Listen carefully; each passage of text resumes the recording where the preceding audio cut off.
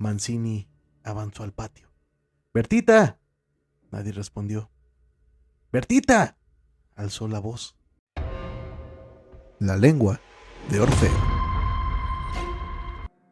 Hay cuentos que nacen del miedo, otros del dolor, y hay algunos que brotan de un abismo más profundo, el de la desesperación humana, el de la locura, el del horror cotidiano. Esta noche los invito a cruzar ese umbral, porque lo que están a punto de escuchar no es solo una historia de sangre, sino un grito ahogado en la garganta de una familia rota, una tragedia silenciosa, una lenta caída hacia lo inevitable. La gallina degollada, escrita por el maestro Horacio Quiroga, el Poe de Río de la Plata, no es un cuento de terror común. Es una disección implacable de la crueldad, la frustración y la monstruosa indiferencia. Una escena doméstica convertida en pesadilla. Una advertencia disfrazada de rutina. Una gallina, 4 hijos, una niña y una tarde cualquiera que no volverá a ser igual. Prepárense, porque el horror que duele es el que se parece demasiado a la realidad. Esto es La lengua de Orfeo, y esto es La gallina degollada de Horacio Quiroga. Comencemos.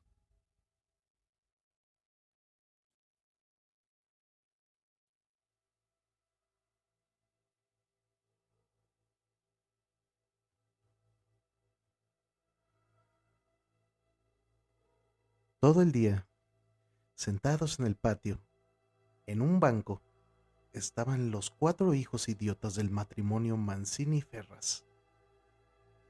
Tenían la lengua entre los labios, los ojos estúpidos, y volvían la cabeza con toda la boca abierta. El patio era de tierra, cerrado al oeste por un cerco de ladrillos. El banco quedaba paralelo a él, a 5 metros, y allí se mantenían inmóviles, fijos los ojos en los ladrillos. Como el sol se ocultaba tras el cerro al declinar, los idiotas tenían fiesta. La luz enceguecedora llamaba su atención al principio. Poco a poco sus ojos se animaban, se reían al fin estrepitosamente, congestionados por la misma hilaridad ansiosa, mirando el sol con alegría bestial como si fuera comida. Otras veces, alineados en el banco, zumbaban horas enteras imitando al tranvía eléctrico. Los ruidos fuertes sacudían a sí mismo su inercia y corrían entonces alrededor del patio, mordiéndose la lengua y mugiendo. Pero casi siempre estaban apagados en un sombrío letargo de idiotismo y pasaban todo el día sentados en su banco, con las piernas colgantes y quietas, empapando de glutinosa saliva el pantalón. El mayor tenía 12 años y el menor 8. En todo su aspecto sucio y desválido se notaba la falta absoluta de un poco de cuidado maternal. Esos 4 idiotas, sin embargo, habían sido un día el encanto de sus padres. A los 3 meses de casados, Mazzini y Berta orientaron su estrecho amor de marido y mujer y marido, hacia un porvenir mucho más vital, un hijo. ¿Qué mayor dicha para 2 enamorados que esa honrada consagración de un cariño, libertado ya del vil egoísmo de un mutuo amor sin fin ninguno, y lo que es peor, para el amor mismo, sin esperanzas posibles de renovación? Así lo sintieron Mazzini y Berta. Y cuando el hijo llegó, a los 14 meses de matrimonio, creyeron cumplida su felicidad. La criatura creció bella y radiante hasta que tuvo 1 año y medio. Pero en el 20º mes sacudieronlo una noche convulsiones terribles y a la mañana siguiente no conocía más a sus padres. El médico lo examinó con esa atención profesional que está visiblemente buscando la causa del mal en las enfermedades de los padres. Después de algunos días, los miembros paralizados de la criatura cobraron el movimiento, pero la inteligencia, el alma, aún el instinto, se habían ido de todo. Había quedado profundamente idiota, baboso, colgante, muerto para siempre sobre las rodillas de su madre. «Hijo, mi hijo querido», sollozaba ésta sobre aquella espantosa ruina de su primogénito. El padre, desolado, acompañó al médico afuera. «A usted se le puede decir, creo que es un caso perdido. Podrá mejorar, educarse en todo lo que le permita su idiotismo, pero no más allá». «Sí, sí», asentía Mazzini. «Pero dígame, ¿usted cree que es herencia que...?» En cuanto a la herencia paterna, ya le dije lo que creía cuando vi a su hijo. Respecto a la madre, hay allí un pulmón que no sopla bien. No veo nada más, pero hay un soplo un poco rudo. Hágalo examinar detenidamente. Con el alma destrozada de remordimiento, Mazzini redobló el amor a su hijo, el pequeño idiota que pagaba los excesos de su abuelo. Tuvo asimismo que consolar, sostener sin tregua a Berta, herida en lo más profundo por aquel fracaso de su joven maternidad. Como es natural, el matrimonio puso todo su amor en la esperanza de otro hijo. Nació este, y su salud y limpidez de risa reencendieron el porvenir extinguido. Pero a los 18 meses, las convulsiones del primogénito se repetían, y al día siguiente, el segundo hijo amanecía idiota. Esta vez los padres cayeron en honda desesperación. Luego su sangre, su amor estaban malditos, su amor sobre todo. 28 años él, 22 ella, y toda su apasionada ternura no alcanzaba a crear un átomo de vida normal. Ya no pedían más belleza o inteligencia, como en el primogénito, pero un hijo como todos. Del nuevo desastre brotaron nuevas llamaradas del dolorido amor, un loco anhelo de redimir de una vez para siempre la santidad de su ternura. Sobrevinieron mellizos, y punto por punto repitióse el proceso de los dos mayores. Mas, por encima de su inmensa amargura, quedaba a Mazzini y Berta gran compasión por sus 4 hijos. Hubo que arrancar del limbo de la más honda animalidad no ya sus almas, sino el instinto mismo abolido. No sabían deglutir, cambiar de sitio, ni aún sentarse. Aprendieron al fin a caminar, pero chocaban contra todo por no darse cuenta de los obstáculos. Cuando los lavaban mugían hasta inyectarse de sangre el rostro. Animábanse solo al comer o cuando veían colores brillantes y oían truenos. Se reían entonces, echando afuera la lengua y ríos de baba, radiantes de frenesí bestial. Tenían, en cambio, cierta facultad imitativa, pero no se pudo obtener nada más. Con los mellizos pareció haber concluido la aterradora descendencia. Pero pasados 3 años, Mazzini y Berta desearon de nuevo ardientemente otro hijo, confiando en que el largo tiempo transcurrido hubiera aplacado la fatalidad. No satisfacían sus esperanzas, y en ese ardiente anhelo que se exasperaba en razón de su infructuosidad se agriaron. Hasta ese momento cada cual había tomado sobre sí la parte que le correspondía en la miseria de sus hijos, pero la desesperanza de redención ante las 4 bestias que habían nacido de ellos echó afuera esa imperiosa necesidad de culpar a los otros, que es patrimonio específico de los corazones inferiores. Iniciáronse con el cambio de pronombres, tus hijos. Y como a más del insulto había la insidia, la atmósfera se cargaba. Me parece, díjole una noche Mazzini que acababa de entrar y se lavaba las manos, que podrías tener más limpios a los muchachos. Berta continuó leyendo como si no hubiera oído. Es la primera vez, repuso al rato, que te veo inquietarte por el estado de tus hijos. Mazzini volvió un poco la cara a ella con una sonrisa forzada. De nuestros hijos, me parece. Bueno, de nuestros hijos. ¿Te gusta así? Alzó ella los ojos. Esta vez Mazzini se expresó claramente. Creo que no vas a decir que yo tenga la culpa, ¿no? ¿Ah, no? Se sonrió Berta muy pálida. Pero yo tampoco, supongo. No faltaba más, murmuró. ¿Que no faltaba más? Que si alguien tiene la culpa no soy yo, entiéndelo bien. Eso es lo que te quería decir.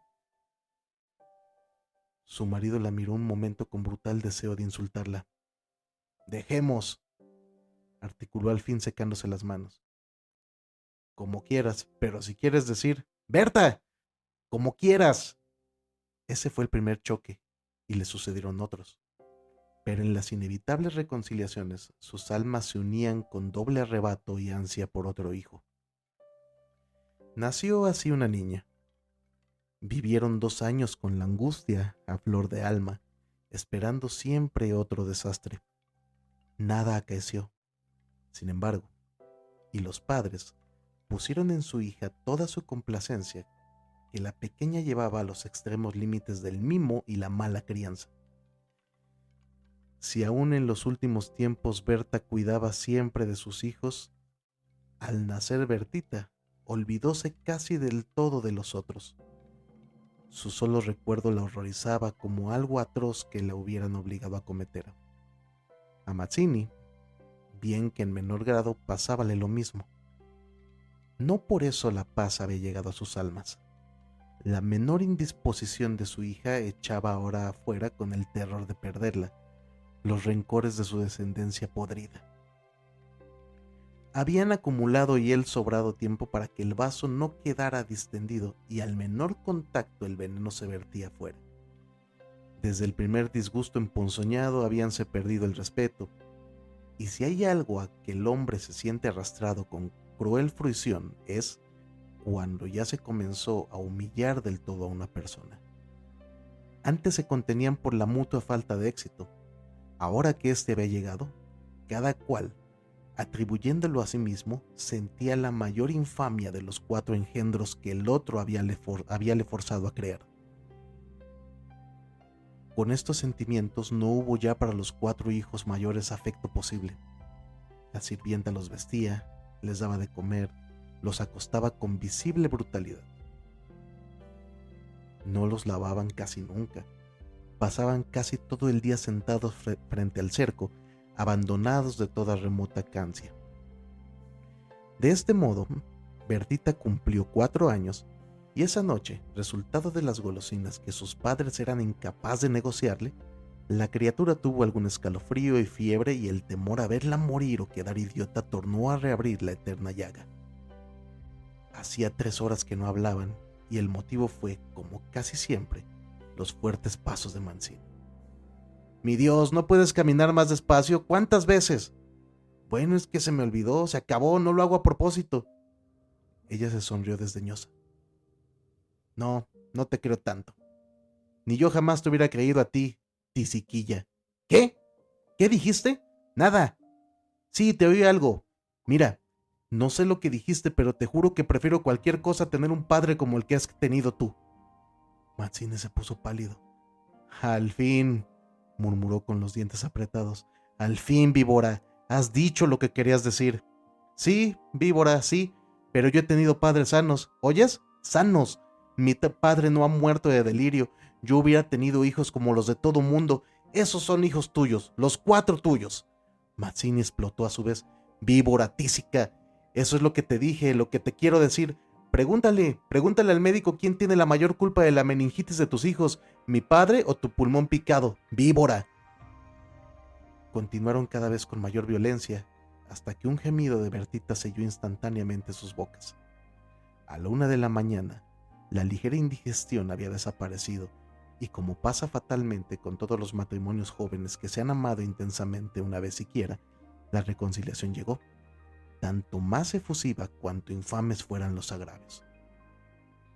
Amaneció un espléndido día. y mientras Berta se levantaba escupió sangre. Las emociones y mala noche pasada tenían, sin duda, gran culpa. Mazzini la retuvo abrazada largo rato y ella lloró desesperadamente, pero sin que ninguno se atreviera a decir palabra alguna. A las 10 decidieron salir, después de almorzar. Como apenas tenían tiempo, ordenaron a la sirvienta que matara una gallina.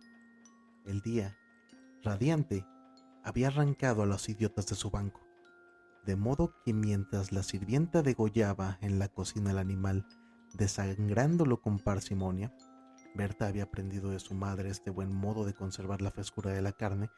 Creyó sentir algo como respiración tras de ella. Volvióse y vio a los 4 idiotas, con los hombros pegados uno a otro, mirando estupefactos la operación. Rojo, rojo. Señora, los niños están aquí en la cocina. Berta llegó. No quería que jamás pisaran allí.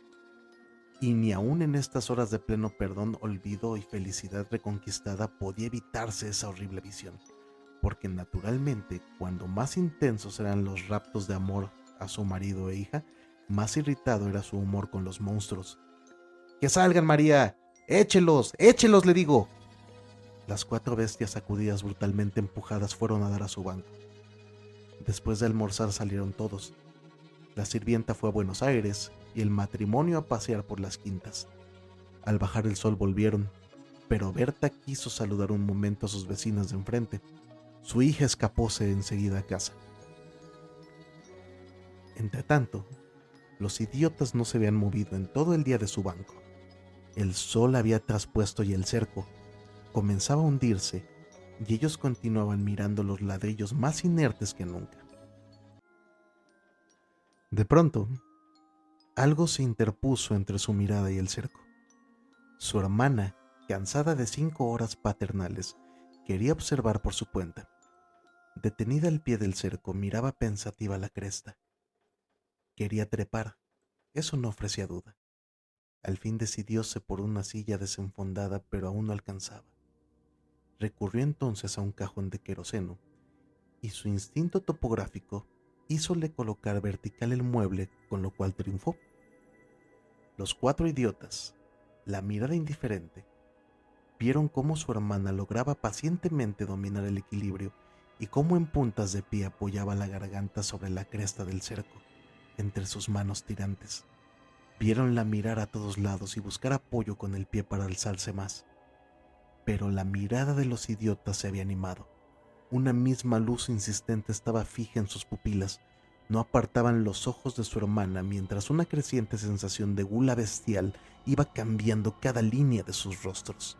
Lentamente avanzaron al cerco. La pequeña, que habiendo logrado calzar el pie iba ya a montar a horcajadas y a caerse del otro lado, seguramente se sintió cogida de una pierna.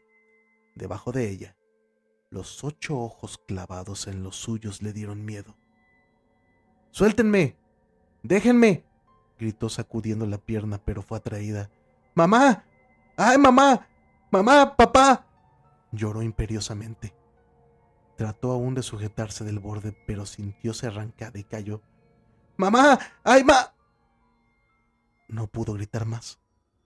Uno de ellos le apretó el cuello, apartando los bucles como si fueran plumas, y los otros la arrastraron de una sola pierna hasta la cocina, donde esa mañana se había desangrado la gallina, bien sujeta, arrancándole la vida segundo por segundo. Mazzini, en la casa de enfrente, creyó oír la voz de su hija. «Me parece que te llama», le dijo a Berta. Prestaron oído, inquietos, pero no oyeron más. Con todo, un momento después se despidieron, y mientras Berta iba a dejar su sombrero, Mazzini avanzó al patio. «¡Bertita!». Nadie respondió. «¡Bertita!», alzó la voz, ya más alterada, y el silencio fue tan fúnebre para su corazón, siempre aterrado, que la espalda se le heló del horrible presentimiento. «¡Mi hija! ¡Mi hija!». Corrió ya desesperado hacia el fondo, pero al pasar frente a la cocina vio en el piso un mar de sangre. Empujó violentamente la puerta entornada y lanzó un grito de horror. Berta, que ya se había lanzado corriendo a su vez al oír el angustioso llamado del padre, oyó el grito y respondió con otro, pero al precipitarse en la cocina, Mazzini, lívido como la muerte, se interpuso conteniéndola. «No entres, Berta. No entres, por favor». Berta alcanzó a ver el piso inundado de sangre. Solo pudo echar sus brazos sobre la cabeza y hundirse a lo largo de él con un ronco suspiro.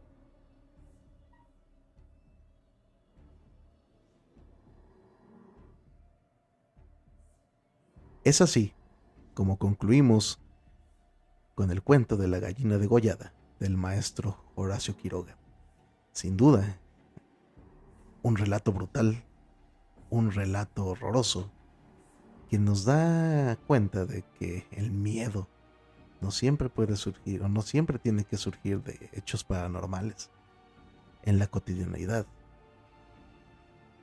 y en los sinuosos caminos del destino puede encontrarse el horror. Y vaya que el maestro Quiroga lo logró plasmar en esta brutal historia. De antemano, es necesario decir que los adjetivos, el uso de ciertas palabras, de ciertas referencias, pues por supuesto hacen relación a la época en la cual se creó esta obra. Por lo tanto, pues no está de más pedirles discreción respecto de lo que acaban de escuchar. Es un autor de una época y pues no queda más que darles las gracias por el favor de su atención. Esto fue La lengua de Orfeo y nos escuchamos hasta la próxima historia. Gracias. La lengua de Orfeo.